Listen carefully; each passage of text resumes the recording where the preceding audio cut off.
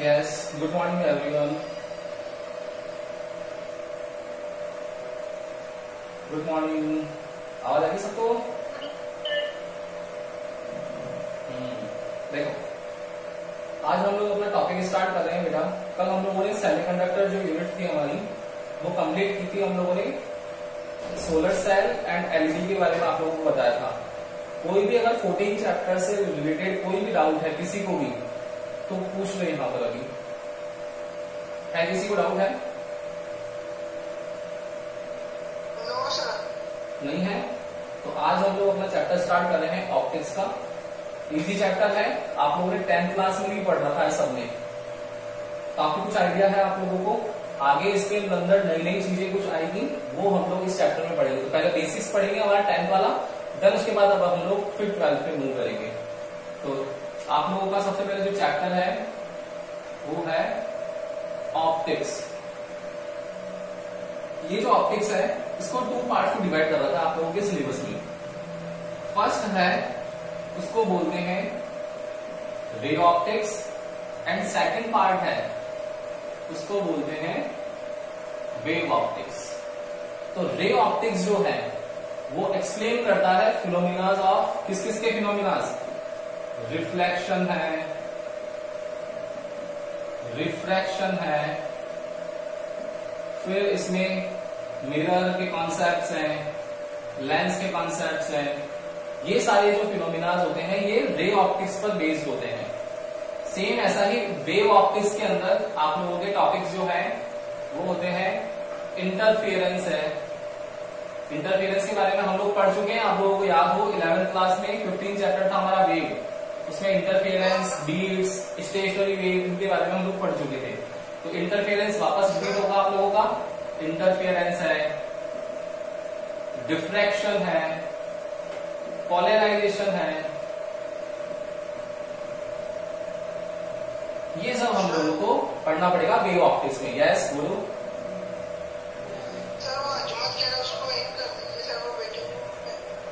अजमत तो है ना, मतलब कनेक्ट नहीं हो रहा, अभी तक आया नहीं उसका वो मैसेज।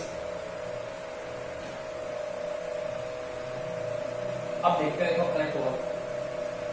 देखो, तो ऑप्टिक्स जो है आप लोगों की वो 2 तरीके की ऑप्टिक्स हैं।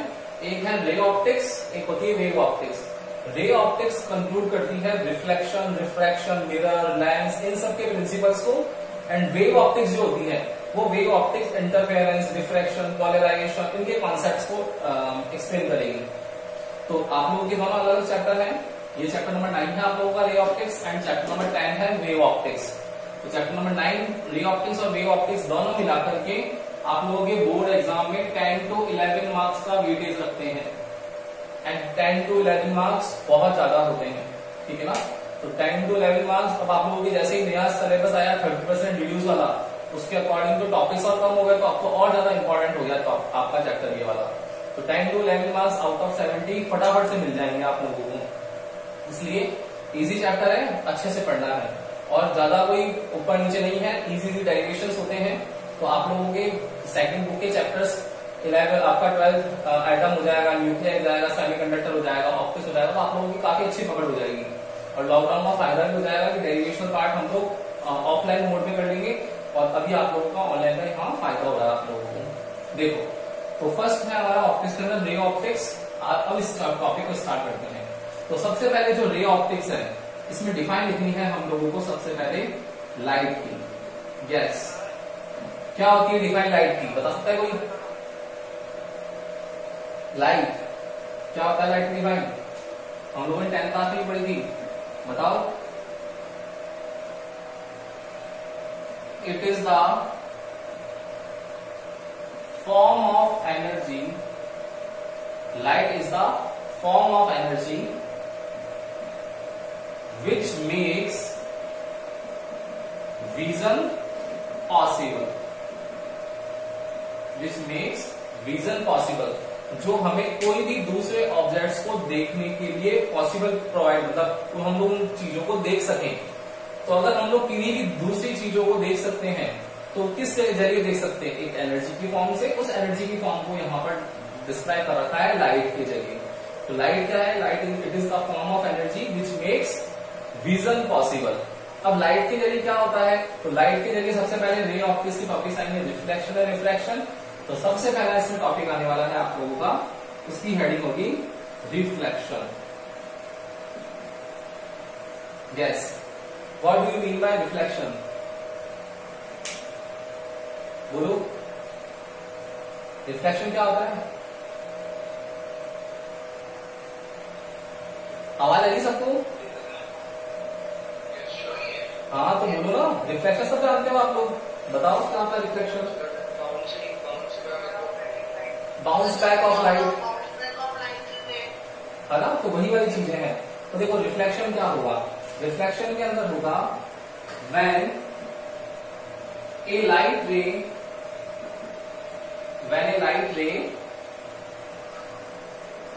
is bounce back from polished surface in a same medium। इस लाइन को अंडरलाइन करना है, इन ए सेम मीडियम। तो when a light ray is bounce back from polished surface, bounce back कहां से होगी? पॉलिश्ड सरफेस से। Bounce back from polished surface in a same medium, then वही this phenomena of light is known as reflection. ठीक है, एक define ये हो जाएगी। एक डिफाइन इसकी और क्या लिख सकते हैं हम लोग? एक डिफाइन लिख सकते हैं इसकी हम लोग नेक्स्ट सेकेंड कि when a light ray change its path, when light ray change its path, path तो change करता है, change its path but without change in medium, but without change in medium, then फिर वही this phenomena of light is known as reflection. Clear है ना? Easy से define है, पढ़ रखी है आप लोगों ने पहले भी। तो लाइट की define, it is the form of energy, it is the form of energy which makes vision possible, जो हम लोगों को दूसरी चीजों को देखने के लिए विजन प्रोवाइड कर रहा है। फिर हम लोगों ने रिफ्लेक्शन एंड रिफ्रैक्शन के बारे में पढ़ा। तो रिफ्लेक्शन के बारे में पढ़ा हम लोगों ने, तो हम लोगों ने पढ़ा इसके अंदर कि when a light ray is bounce back, light रे बाउंस बैक हो जाए, मैंने light ray is bounce back कहां से? From polished surface, polish surface से हो जाए। सेकंड चीज क्या बताई? इन ए सेम मीडियम, अंडरलाइन कर रहा है कि मीडियम चेंज नहीं होता है कभी भी रिफ्लेक्शन के अंदर। तो in a same medium then this phenomena of light is known as reflection. या फिर इसकी डिफाइन को और ये भी सकते हैं कि व्हेन लाइट रे change its path without change in medium, medium change नहीं हो तो भी ये रिफ्लेक्शन प्रोसेस होगा, फिनोमिना होगा। क्लियर है ना? अब इसका रे डायग्राम कैसे होता होगा वो ड्रॉ करना पड़ेगा। एक बार इसका स्क्रीनशॉट ले लो, फिर इसका रे डायग्राम देखते हैं फटाफट से। ले लो स्क्रीनशॉट। यस, तो नेक्स्ट है इसका डायग्राम देखना।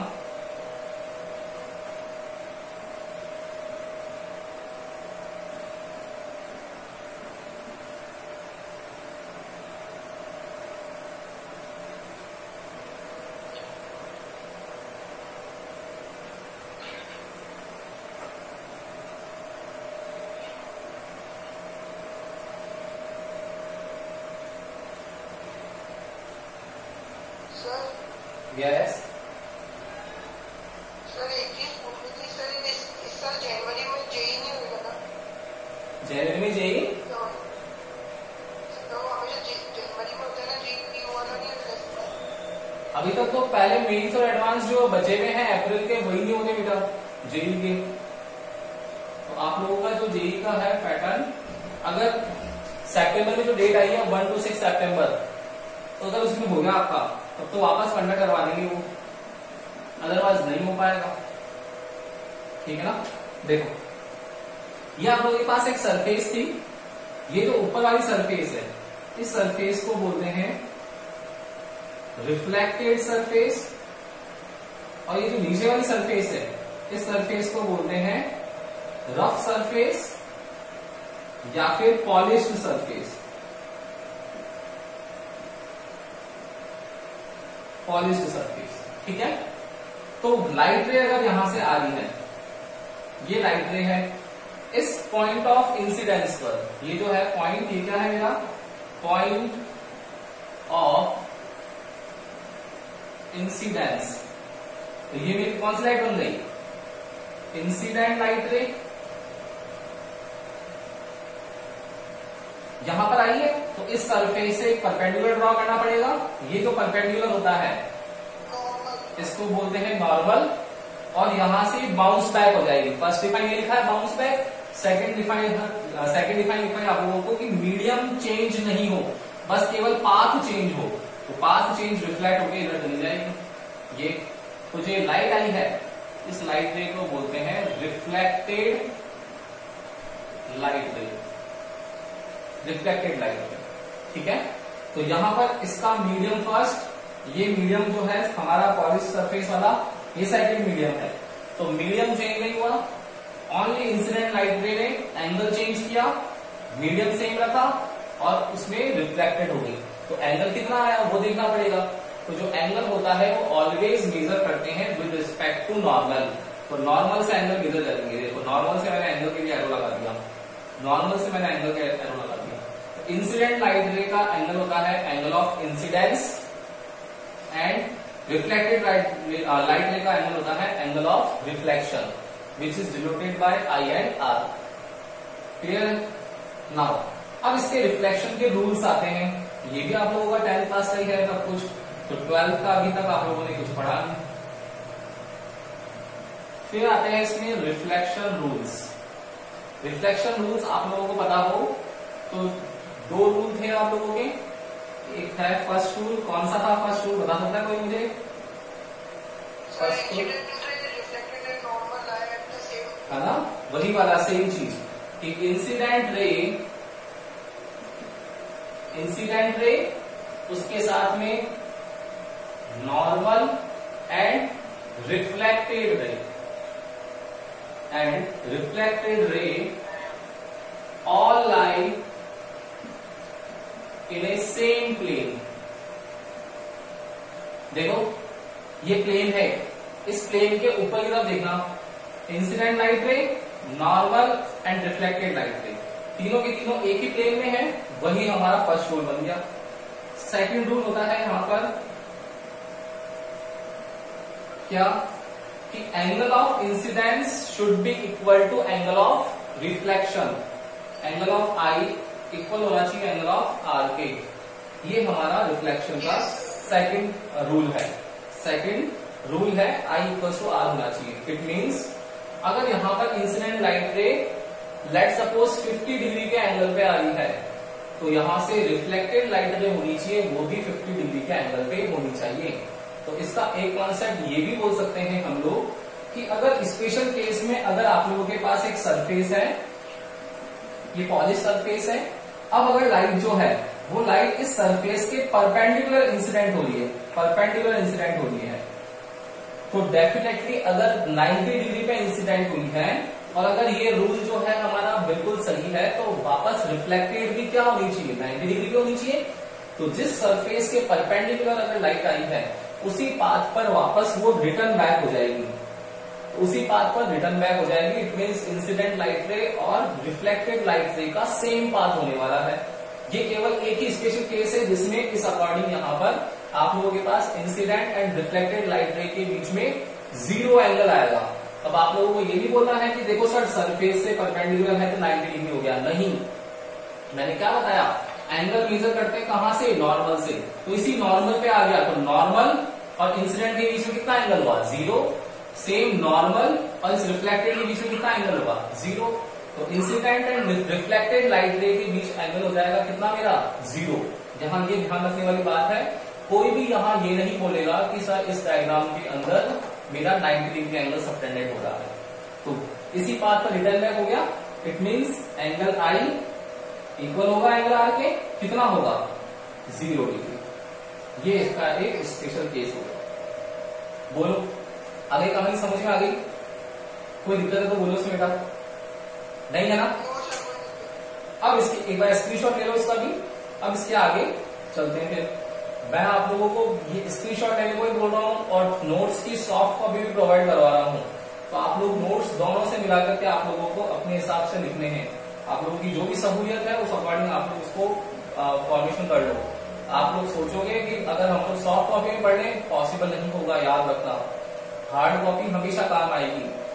तो हार्ड कॉपी में नोट्स को टाइम टू टाइम लिखते रहना है, लोड नहीं करना है कि एक साथ लिख लेंगे सर बाद में 3-4 चैप्टर हो जाए फिर बाद में लिखने बैठ रहो तो पता पड़ा कि आप लोगों को 10 दिन तो नोट्स लिखने में लग रहे हैं। इसलिए रोज का रोज कर लिया करो, फायदा रहेगा। ठीक है, ले लिया स्क्रीनशॉट? Yes sir. यस। अब हम लोग मूव करते हैं, रूल्स पढ़ लिया हम लोगों ने। तो सबसे पहले हम लोगों ने लाइट की डिफाइन पढ़ी है। इसके अंदर लाइट की डिफाइन होती है, light is the form of energy which makes vision possible, जो हम लोगों को देखे लायक बनाता है।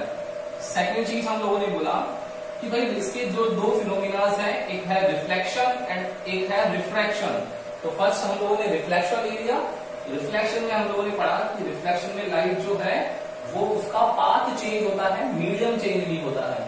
उसको हम लोगों ने एक रे डायग्राम ड्रॉ करके भी देख लिया और उसके अंदर स्पेशल केस भी देख लिया कि अगर परपेंडिकुलर इंसिडेंट होती है तो सेम पाथ पर वापस वो बाउंस बैक हो जाती है। अब हमारे पास जो नेक्स्ट टॉपिक है इसमें वो देखना पड़ेगा कि रिफ्लेक्शन होता कहां से है। तो उसके लिए हमारे पास नेक्स्ट हेडिंग है स्फेरिकल मिरर। स्फेरिकल मिरर कैसे होते हैं उनके बारे में हम लोगों को स्टडी करनी है। तो स्फेरिकल मिरर देखेंगे बेटा। तो देखना स्फेरिकल मिरर कैसा होता है कि एक स्फीयर है, इस स्फीयर का ये पार्ट जो है वो सेंटर है और हम लोग इसको बोल सकते हैं कि रेडियस है। ठीक है, इस रेडियस को मैंने कैपिटल आर से डिनोट कर दिया। अब क्या करेंगे हम लोग, इस स्फीयर को कट करेंगे। तो हम लोगों ने कट कर लिया इसको, यहां से ये कट कर दिया। तो स्फीयर को कट करते ही अब आप लोगों के पास में दो तरीके के स्फीयर आएंगे। देखो दो तरीके के मिरर कौन से बनने वाले हैं इससे। एक आप लोगों के पास पोर्शन बनेगा ये वाला, दूसरा भी पोर्शन जो बन रहा है वो ऐसा ही बनेगा, लेकिन आप लोगों को इसको डिफरेंशिएट करना है। तो कैसे डिफरेंशिएट करोगे, आप लोग बोलोगे सर दो सरफेस दिख रही है, दोनों में से मिरर बनाना है, मतलब एक को पॉलिश करना पड़ेगा। तो कोई स्टूडेंट इसको बाहर से पॉलिश करेगा, कोई स्टूडेंट इसको अंदर से इनसाइड पॉलिश करेगा। ठीक है, तो इन दोनों का सेंटर देखना। देखो यहां से कट किया तो इन दोनों का सेंटर इस तरफ आया ना बेटा। तो इसका सेंटर मेरा ये रहा, इस वाले का सेंटर ये रहा, यही होगा। तो क्या हो गया, इफ द सेंटर किसका पार्ट है, देखो पूरा सर्कल था, इसको हम लोगों ने कट कर लिया तो कर्व शेप में आया नहीं आया, तो इसको बोलते हैं सेंटर किसका आया, कर्व का, मतलब सेंटर ऑफ कर्वेचर। तो if the centre of curvature lie किसकी तरफ, towards the reflected surface, towards the reflected surface, then that spherical mirror is known as concave mirror. If the center of curvature lie towards the reflecting surface, then this type of spherical mirror is known as concave mirror. या फिर इसकी define कोई उल्टा भी लिख सकता है क्या, कि when center of curvature lie away from the polished surface, देखो polished surface उस तरफ है, away from the polished surface, then it is known as concave mirror. Same इसमें क्या लिख देंगे, if the reflecting surface lie away from the center of curvature, then this type of mirror is known as convex mirror. ये है क्या, तो there are two types of mirror. First one is concave mirror and second one is convex mirror. Concave mirror के अंदर reflecting surface centre of curvature की ओर होगी और convex mirror के अंदर reflecting surface away from the centre of curvature होगी। ठीक है, अब इसके बाद में इसकी टर्मिनोलॉजी आती है और टर्मिनोलॉजी जो है वो बहुत इंपॉर्टेंट है। टर्मिनोलॉजी की आप लोगों को ध्यान रखनी है बेसिकली कि इसके अंदर हम लोग कर क्या सकते हैं देखना। तो टर्मिनोलॉजी में इंपॉर्टेंट पार्ट है इसके, वो क्या क्या है देखो। तो रिलेटेड टर्मिनोलॉजी बता देता हूं आप लोगों को, इससे टर्म्स बता देता हूं कौन कौन सी है। फर्स्ट टर्म आती है यहाँ पर बेटा, वो होती है पोल और इसको डिनोट करते हैं P से। गैस। कोई बता सकता है मुझे पोल क्या होगा? बताओ, पोल क्या होगा? सेंटर पार्ट होगा, है ना? तो पोल क्या होता है? Centre part of spherical mirror. Centre part of spherical mirror is known as pole. अब इस स्फेरिकल मिरर का सेंटर पार्ट कौन सा है? ये रहा। इस स्फेरिकल मिरर का सेंटर पार्ट कौन सा है? ये रहा। तो इसको मैं क्या ड्रॉ कर दूंगा? P से। तो P क्या हो जाएगा मेरा यहाँ पर? पोल हो जाएगा। तो पोल क्या है? सेंटर पार्ट है किसका? Centre part of spherical mirror. Second इसके अंदर आता है next centre of curvature C। तो सेंटर ऑफ कर्वेचर डिफाइन क्या होगी? बताओ भाई, सेंटर ऑफ कर्वेचर क्या है? The centre part of spherical mirror, the centre part of the spherical mirror is known as centre of curvature. तो centre of curvature क्या हो जाएगा? इसका लोकेट कर देंगे हम लोग यहाँ पर, इसका लोकेट कर देंगे यहाँ पर। क्लियर है? थर्ड आता है इसके अंदर R। इस R को बोलते हैं रेडियस ऑफ कर्वेचर। तो रेडियस ऑफ कर्वेचर में क्या होगा? क्या डिफाइन होगी? ए line which join the center of curvature and pole. A line which join the center of curvature and pole is known as radius of curvature. तो center of curvature and pole को line join करनी है। ये line इस centre of curvature और पोल को line join करनी है। तो ये मेरा क्या हो गया? इसका रेडियस ऑफ कर्वेचर हो गया। क्लियर है? नेक्स्ट आता है इसके अंदर फोर्थ नंबर पर प्रिंसिपल एक्सिस। तो प्रिंसिपल एक्सिस क्या होता है? प्रिंसिपल एक्सिस होती है, ये भी क्या है? एक्सिस। ये भी एक लाइन है, a line which join C and P। तो ये जो लाइन है मेरी, ये लाइन है, इसी लाइन को क्या बोल रखा है मैंने? बताओ क्या बोल रखा है? प्रिंसिपल एक्सिस बोल रखा है। ठीक है ना? तो रेडियस ऑफ कर्वेचर और इसकी डिफाइन में क्या फर्क हुआ? सेम ही डिफाइन हो गई, लेकिन रेडियस ऑफ कर्वेचर जो है, इसमें लाइन जो ज्वाइन कर रही है वो इसकी डिस्टेंस को रिप्रेजेंट करता है। किसको रिप्रेजेंट करता है? डिस्टेंस को। Distance in between C and P, distance in between C and P is known as radius of curvature. लेकिन यहाँ प्रिंसिपल एक्सिस डिस्टेंस नहीं है, प्रिंसिपल एक्सिस तो केवल लाइन है जो यहां से ज्वाइन करेगी। अब ये सेंटर ऑफ कर्वेचर के बाद भी तो हो सकती है, ये देखो, ये सेंटर ऑफ कर्वेचर के बाद भी हो सकती है, तो ये भी प्रिंसिपल एक्सिस ही है अभी भी, लेकिन ये रेडियस ऑफ कर्वेचर थोड़ी ना है। अब इसका रेडियस किसमें कन्वर्ट हो जाएगा? डायामीटर में, जिसको हम लोग इफेक्टिव डायामीटर बोल करके एपरेचर बोलेंगे लास्ट में। तो रेडियस तो नहीं है ये, तो रेडियस क्या होगी? रेडियस डिस्टेंस है in between C and P, लेकिन प्रिंसिपल एक्सिस काफी लंबी हो सकती है। ठीक है ना? तो प्रिंसिपल एक्सिस तो लाइन रहेगी, जबकि रेडियस ऑफ कर्वेचर भी लाइन है, लेकिन वो लाइन डिस्टेंस को शो कर रही है C एंड P के बीच में। आया क्या समझ? बोलो, क्लियर है? नेक्स्ट है इसके अंदर, अब ये तो 4 टर्मिनोलॉजी हो गई। 5th नंबर टर्मिनोलॉजी है इसके अंदर, वो होती है प्रिंसिपल फोकस। प्रिंसिपल फोकस, ये प्रिंसिपल फोकस को डिनोट करते हैं कैपिटल F से। अब ये प्रिंसिपल फोकस क्या होता है वो देखना। अब देखो, इस प्रिंसिपल एक्सिस के रिस्पेक्ट में हम लोगों को प्रिंसिपल फोकस डिनोट करना है। ये बोलता है प्रिंसिपल फोकस कि कोई भी एक लाइन है, कोई भी एक लाइट रे है, वो लाइट रे अगर पैरेलल है किसके? प्रिंसिपल एक्सिस के। तो देखो, प्रिंसिपल एक्सिस के पैरेलल लाइट आ गई प्रिंसिपल एक्सिस के। तो ये बोलता है कि कोई भी एक लाइट रे अगर पैरेलल है प्रिंसिपल एक्सिस के, तो वो रिफ्लेक्शन के बाद प्रिंसिपल एक्सिस को एक पॉइंट पर कट करती है। जिस पॉइंट पर कट करती है उसको बोलते हैं प्रिंसिपल फोकस। क्या बोलते हैं? Principal focus. ये जो फोकस पॉइंट होता है, ये C एंड P का मिड पॉइंट भी होता है। तो उसकी दो डिफाइन हो जाएगी प्रिंसिपल फोकस की। क्या? The mid point of C and P, the mid point of C and P, ठीक है। एंड सेकेंड डिफाइन क्या हो जाएगी, ए लाइट रे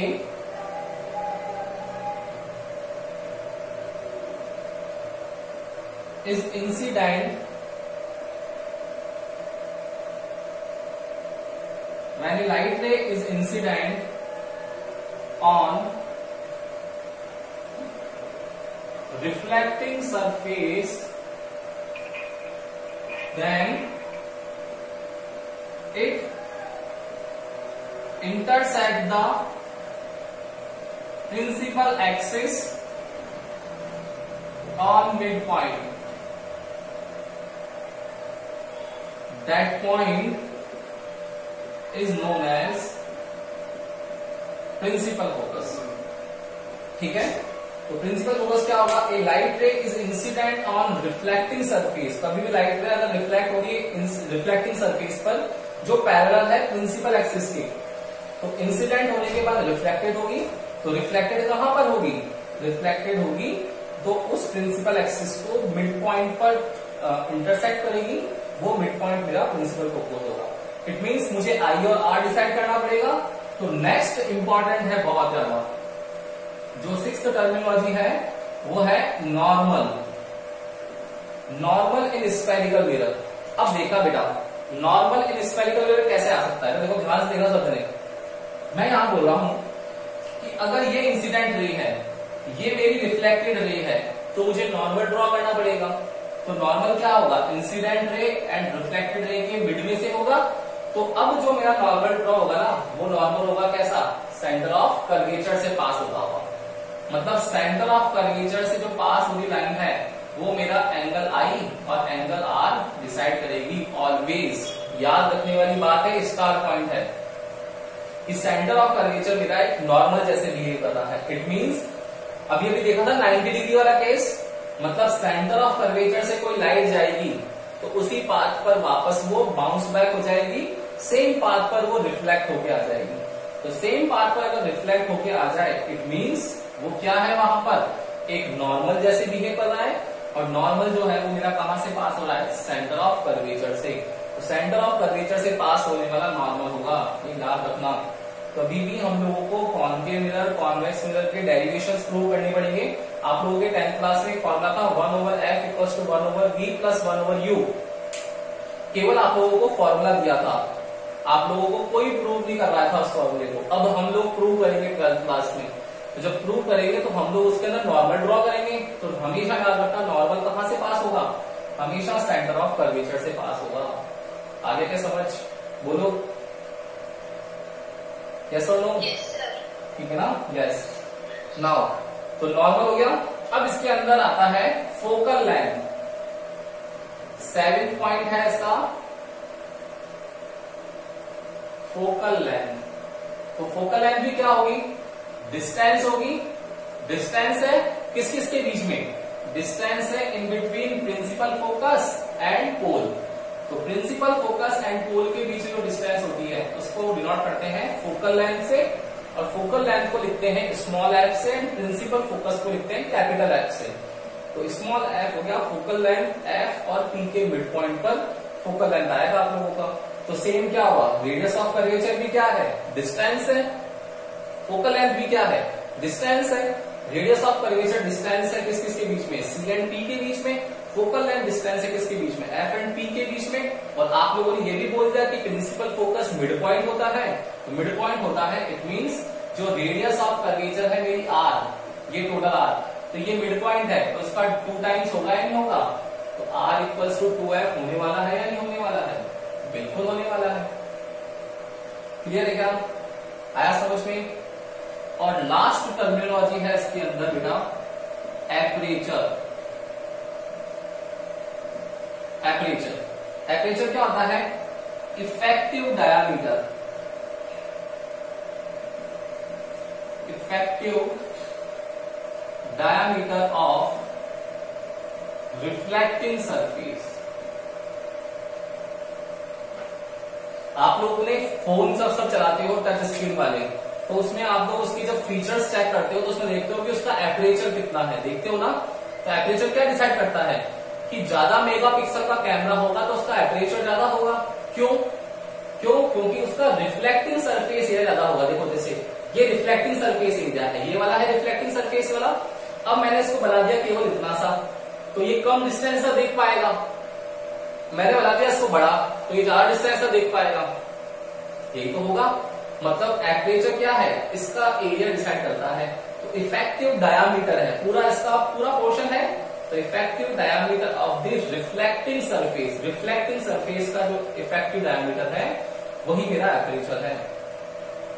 आई क्या कहानी समझ में? गाड़ी पकड़ कर आ रही है भाई, आ रही है ना? यस और नो? यस।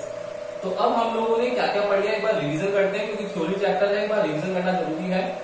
मैंने आप लोगों को शुरू में बताया कि ऑप्टिक्स जो है वो आप लोगों के सिलेबस में 2 टाइप्स ऑफ ऑप्टिक्स हैं। फर्स्ट वन है रे ऑप्टिक्स एंड सेकंड है वेव ऑप्टिक्स। रे ऑप्टिक्स और वेव ऑप्टिक्स में क्या फर्क होता है? रे ऑप्टिक्स के बारे में हम लोग पार्टिकल्स की स्टडी करते हैं, रे पार्टिकल्स की, एंड वेव ऑप्टिक्स की वेव ऑप्टिकल की जो वेव ऑप्टिक्स है उसमें हम लोग वेव के बारे में स्टडी करते हैं। तो particle study ray optics, wave nature wave optics. Clear? Ray optics में हम लोग ये देखते हैं कि रिफ्लेक्शन है, रिफ्रैक्शन है, मिरर, लेंस, जितने भी प्रिंसिपल्स हैं ये सारे हमारे किसमें आएंगे? रे ऑप्टिक्स में। एंड वेव ऑप्टिक्स में क्या आएगा? इंटरफियरेंस है, डिफ्रैक्शन है, पोलराइजेशन है, ये सब वेव ऑप्टिक्स में आएंगे। फिर मैंने बताया आप लोगों को, सबसे पहले स्टार्ट किया कि लाइट की डिफाइन से स्टार्ट करते हैं। तो लाइट की डिफाइन क्या है? लाइट की डिफाइन है कि it is the form of energy which makes vision possible, जो हम लोगों को देखने लायक बनाती है। फिर इसके बाद में हम लोगों ने इसमें 2 फिनोमिना है लाइट के भी 2 पार्ट कर दिए, रिफ्लेक्शन एंड रिफ्रैक्शन में। तो रिफ्लेक्शन पढ़ा हम लोगों ने सबसे पहले। तो रिफ्लेक्शन होता है कि किसी भी सरफेस से बाउंस बैक हो जाए अगर लाइट, किसी भी सरफेस से अगर बाउंस बैक हो जाए तो बाउंस बैक हुई भी लाइट जो होती है उसको हम लोग बोलते हैं कि प्रोसेस रिफ्लेक्शन का है, जिसमें इंसिडेंट लाइट रे एंड रिफ्लेक्टेड लाइट रे दोनों जो है उसमें डिफरेंस होता है और एंगल ड्रॉ करते हैं। तो उसके 2 रूल्स बना दिए हम लोगों ने। फर्स्ट रूल था उसके अंदर incident ray, reflected ray and normal all lie in a same plane.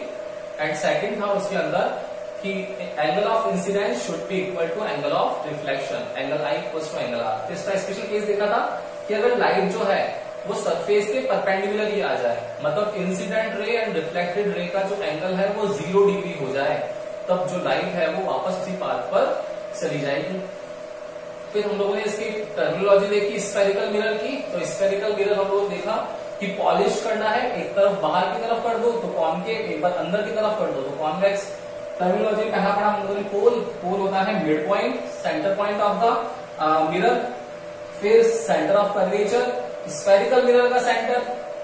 फिर R radius of curvature, distance in between किस के बीच में? सी एंड पी के बीच में। फोर्थ हम लोगों ने पढ़ा प्रिंसिपल एक्सिस, जो लाइन ज्वाइन कर ली है वो प्रिंसिपल एक्सिस। फिफ्थ देखा हम लोगों ने प्रिंसिपल फोकस, कि कोई भी लाइट पैरेलल आ रही है तो पैरेलल लाइट इंटरसेक्ट करती है मिड पॉइंट पर, उसको बोलते हैं पॉइंट को प्रिंसिपल फोकस। और प्रिंसिपल फोकस और पोल के बीच डिस्टेंस को बोलते हैं फोकल लेंथ।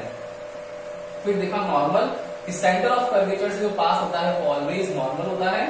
और फिर हम लोगों ने रेडियस ऑफ कर्वेचर और एक्सलेरेशन देखा, आर इक्वल टू 2f। और लास्ट देखा एपरेचर। एपरेचर होता है इफेक्टिव डायमीटर। क्लियर है क्या? ये बोलो भाई, कोई दिक्कत है तो बोलना बेटा, इसमें कहीं पर भी आप लोगों को कोई भी दिक्कत आ रही है तो बोलो, नहीं है ना? क्लियर है? तो इसके आगे अब आप लोगों के पास डेरिवेशंस होंगे। डेरिवेशंस किस किस के होंगे? r इक्वल टू 2f का डेरिवेशन होगा पूरा आप लोगों का। ये तो मैंने आप लोगों को डायरेक्ट लिखवा दिया देख करके डायग्राम से, लेकिन इसको हम मैथमेटिकल प्रूव कर सकते हैं। तो r इक्वल टू 2f। फिर आएगा आप लोगों का mirror equation 1/f equal to 1/v plus 1/u। उसको कैसे प्रूव करेंगे? फिर से कुछ नेचुरल फिनोमिना है उनके बारे में स्टडी। देन उसके बाद रिफ्रैक्शन। रिफ्रैक्शन में फिर आप लोगों को लेंस पढ़ना पड़ेगा। लेंस के बाद आप लोगों को lens equation 1/f equal to 1/v minus 1/u के बारे में पढ़ना पड़ेगा आप लोगों को। देन उसके बाद लेंस मेकर फॉर्मूला है, रिफ्रैक्शन फॉर्मूला है, प्रिज्म है, माइक्रोस्कोप है, टेलीस्कोप है, उसके बारे में पढ़ते हुए हम लोग इस चैप्टर को कंप्लीट करेंगे। ठीक है ना? आज फर्स्ट क्लास थी इसकी आप लोगों के रे ऑप्टिक्स की। क्लियर हो गई सबको? कोई भी दिक्कत है क्या? बोलो उसमें। कोई दिक्कत है इसमें? नहीं है? No sir. तो इसके आगे अब हम लोग कल से करेंगे। Okay, good day. Good day sir. Second चीज सर।